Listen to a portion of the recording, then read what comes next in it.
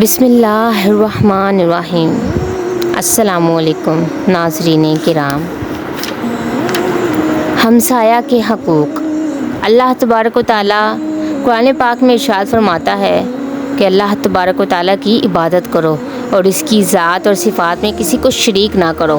ماں باپ اور قرابت داروں سے، یتیموں سے اور مسکینوں سے، ہمسایہ قریب سے اور دور کے ہمسایہ سے، کروٹ کے ساتھی یعنی رفیق اور مسافر سے، غلاموں سے نیکی اور احسان حسن سلوک کرو۔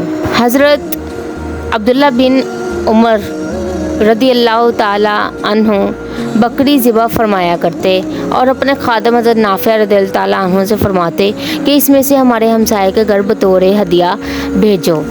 حالانکہ ان کا ہمسایہ ایک یہودی تھا، پھر بھی آپ اپنے ہمسایہ کی اتنی نگہداشت فرمایا کرتے تھے۔ اسی طرح حضرت عدی بن حاتم الطائی رضی اللہ تعالیٰ عنہ ایک جلیل القدر صحابی ہیں جنہوں نے رسول اکرم صلی اللہ علیہ وسلم سے 36 حدیثیں روایت کی ہیں۔ جب آپ چیونٹیوں کے بل پر سے گزرتے تو روٹی کے ٹکڑے ڈال دیتے اور فرماتے کہ یہ بھی ہمارے ہمسائے ہیں اور ہم پر ہمسایہ کا حق ہے۔ اس کو حضرت امام نووی رحمۃ اللہ علیہ نے تہذیب الاسماء واللغات میں بیان کیا ہے۔ ہمسایہ کو ہاتھ یا زبان سے تکلیف نہ دے۔ رحمۃ اللہ للعالمین فرماتے ہیں کہ جس نے اپنے ہمسایہ کو تکلیف دی اس نے مجھے تکلیف دی، اور جس نے مجھے تکلیف دی اس نے خدا عز و جل کو تکلیف دی، اور جس نے اپنے ہمسائے سے لڑائی کی اس نے میرے ساتھ لڑائی کی، اور جس نے میرے ساتھ لڑائی کی اس نے اپنے رب کے ساتھ لڑائی کی۔ ایک شخص آقا دو عالم صلی اللہ علیہ وسلم کی خدمت اقدس میں حاضر ہوا اور اپنے ہمسایہ کی شکایت کی۔ حضور نبی کریم صلی اللہ علیہ وسلم نے فرمایا کہ تو اپنا سامان نکال کر راستہ میں ڈال دے۔ اس نے اپنا سامان حسب فرمائش نکال کر راستے میں ڈال دیا۔ گزرنے والے لوگ اس سے پوچھتے کہ تو نے اپنا سامان راستے میں کیوں رکھا ہوا ہے، اور یہ اپنے ہمسایہ کی خبر ان کو سنا دیتا۔ لوگ اس پر لعنت کرتے۔ وہ لوگوں کی لعنت و ملامت سے تنگ آ کر حضور اقدس صلی اللہ علیہ وسلم کی خدمت اقدس میں حاضر ہوا اور عرض کیا کہ یا رسول اللہ صلی اللہ علیہ وسلم، جو بھی مجھے ملتا ہے وہ لعنت کرتا ہے۔ آپ نے فرمایا کہ لوگوں کی ملامت اور لعنت سے پہلے اللہ تبارک و تعالیٰ نے تجھ پر لعنت کی ہے۔ اس نے عرض کیا کہ یا رسول اللہ صلی اللہ علیہ وسلم، اب میں اپنے ہمسایہ کو تکلیف نہ دوں گا۔ پھر وہ پہلا شخص شکایت کرنے والا آیا اور آپ صلی اللہ علیہ وسلم نے فرمایا کہ اب تو اپنا سامان اٹھا کر گھر میں رکھ لے، تیری کفایت ہو گئی۔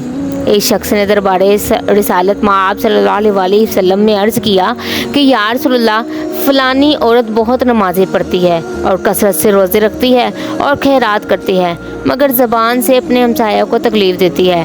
آپ صلی اللہ علیہ وسلم نے فرمایا کہ ہیا فی الناری، وہ دوزخ میں جائے گی۔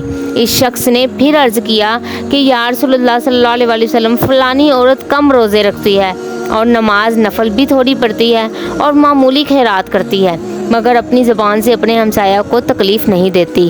تو حضور نبی کریم صلی اللہ علیہ وسلم نے فرمایا ہیا فی الجنتی، وہ جنت میں جائے گی۔ ایک شخص نے اپنے گھر میں چوہوں کی کثرت اور زیادتی کی شکایت کی تو بلی پال لینے کا لوگوں نے مشورہ دیا۔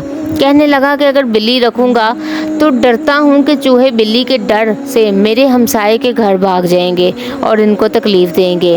ہمسایہ کی اذیت پر صبر کرنا چاہیے۔ امیر المومنین سیدنا حضرت علی مرتضیٰ شیر خدا رضی اللہ تعالیٰ عنہ فرماتے ہیں کہ حسن جوار یہ ہے کہ اگر ہمسایہ کوئی تکلیف دے تو اس پر صبر کرو۔